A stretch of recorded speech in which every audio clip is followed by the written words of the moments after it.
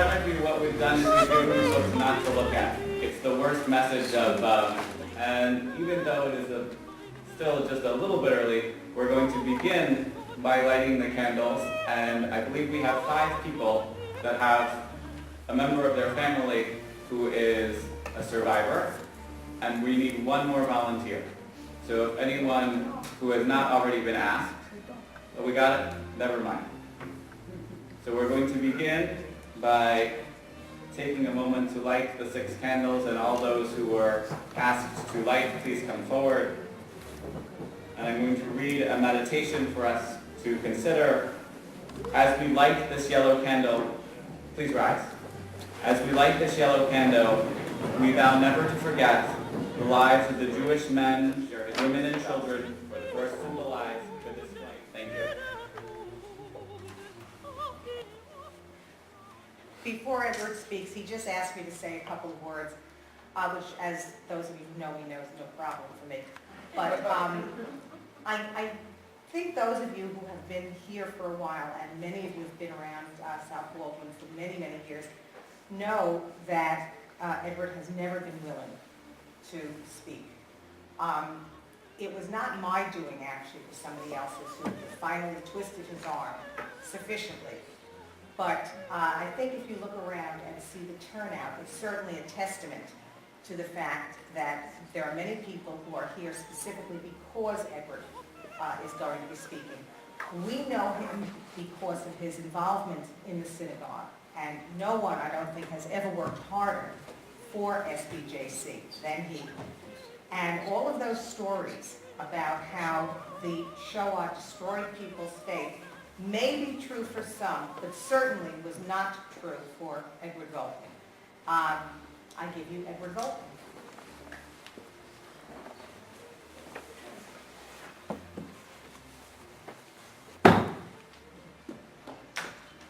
Good evening. I want to welcome the interfaith group, the clergy, my friends, my family. It's not an easy task for me to speak to you in front of you, to tell you my story. I never told my story to my family, my children, or grandchildren, and I was persuaded by Cheryl I have to get it off my chest. So here I am to tell you a short story of my life. I was born 83 years ago in town of Tarnów. It's in Galicia, not far away, 60 kilometers from where the Pope was born. My mother came from an Orthodox family. She didn't wear a wig, but her mother and father were Orthodox. My father was a modern Jew. He was an officer in the Polish army, and there are not many Jews who were in the Polish army.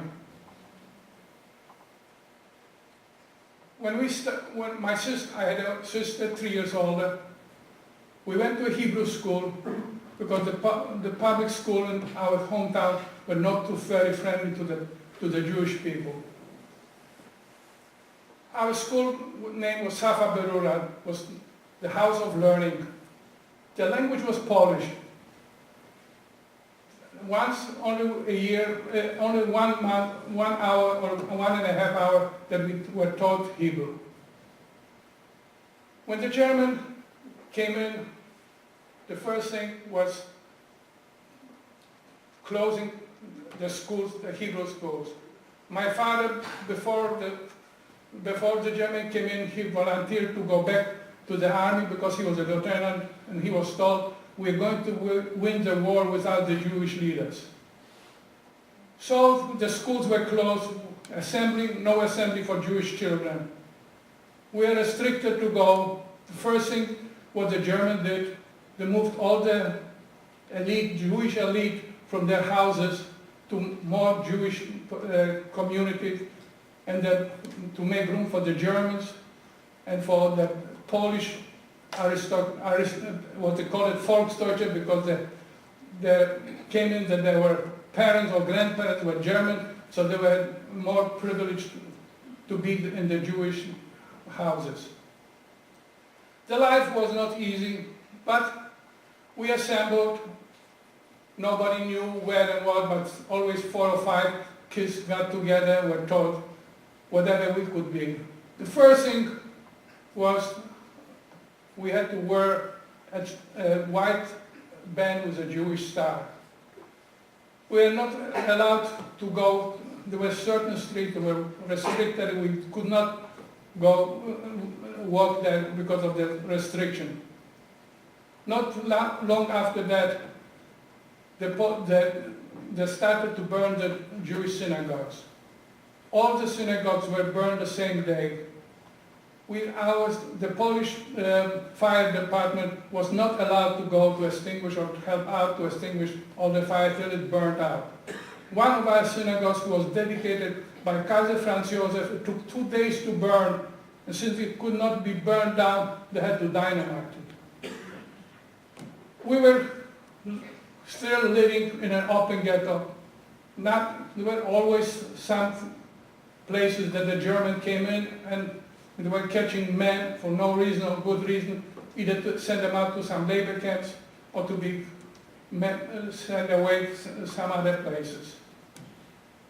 But we had an open ghetto. The first thing the Germans did, they got rid of the old age home, Jewish old age home, and the people who didn't have too much. Then they started to bring in our town was 40,000, 45,000 people. Out of that, 50% were Jewish. But since the Germans came in, they started to bring in all the Jews from outside to our town, and all of a sudden we grew to 40,000 Jews. We were not allowed to have any kind of direct contact with the Gentile people, but somehow or another we were able to barter them, we were able to barter some clothing and food for some food, because it was not a shortage of the food. Then came an action that the Germans demanded that everybody has to bring some kind of a jewelry to the post, and they got vouchers for whatever they brought up. But it was a must, and everybody had to do it. Then we had to go, and everybody had to be identified, and you have the ID cards, certain ID cards. In 1940, we grew up to over 40,000 Jews. The Germans didn't feel they were so restricted that they were starting to see how they can minimize the population of the Jews, and they started to catch people on the streets, send them out to labor camp. 1942, they started closing the ghetto. They closed up the ghetto, and all the Jews had to be in the walls of the ghetto. They divided the ghetto in two parts, A and B. They gave identification for people who were workable and not workable. Naturally, the first thing, they got rid of all elderly people who were not able to work. And the people who were able to work, they were separated by a ghetto, by a line, and there was a kitchen in between the two ghettos, and there was always some kind of a food. There was always somebody there to make sure that the food was divided between all the people, not too much, but with people. Then it started to get auction. The first auction came in 1942, when 7,000 Jews were marched to the cemetery and to the mountains. They were shot to death, 7,000 of them. And the second day of the auction, they gathered the people on the marketplace, 11,000 Jews, between 11,000 and 12,000 Jews were sent to gas chamber, never to return. They were very strict. The Germans were going from house to house to make sure that everybody had ID. There were people who were hiding in places not to be caught by the Germans. Once they caught you, some were hidden, they shot you to death. There was no way out of it. Then came another auction that started to, they felt another, that there were too many Jews, and the auction was sent to a camp was known now as Belgium. It was strictly a gas chamber places where there were people who never came back from that, never chance. 42 started and ended on the north, even though that it was during the war and we were stricken. I was still able to be bar mitzvah in 1941 in a room guarded by other people that the Germans should know that we are assembling because he was right away dead. And then in this way, the ghettos was getting smaller and smaller. The Germans make sure that everybody, that they're smaller. Whoever worked in the big ghetto had to go to the other side of the ghettos where the Jews were kicked out and clean out the places, sorted out merchandise. There was a big coat factory, Madrisch, who was keeping about 2,000 women working.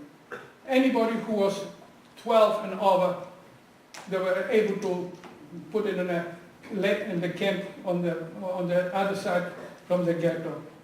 I was then 12. I was able to go with my family to the other side of the ghetto. My job, everybody had to work. Since I didn't know anything about working, I was sending out. I learned how to sew belts, ammunition belts for the German government, for the German army. Food, we were marching out of the ghetto, we're counted back.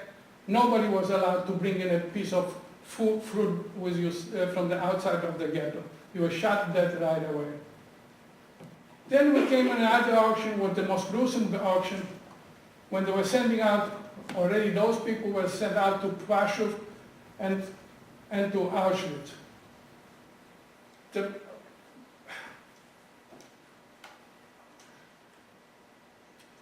The parents were forced to give up their infants and their children. They would try to get them out somehow or another from the ghetto, but when they were caught, both of them were shot. Children were torn away from their parents, infants thrown against the wall. This way they got killed. That's how it was in 1943 when we were left in our ghetto with a few hundred people just to clean up the ghetto. We were fortunate that we were able to go from one camp to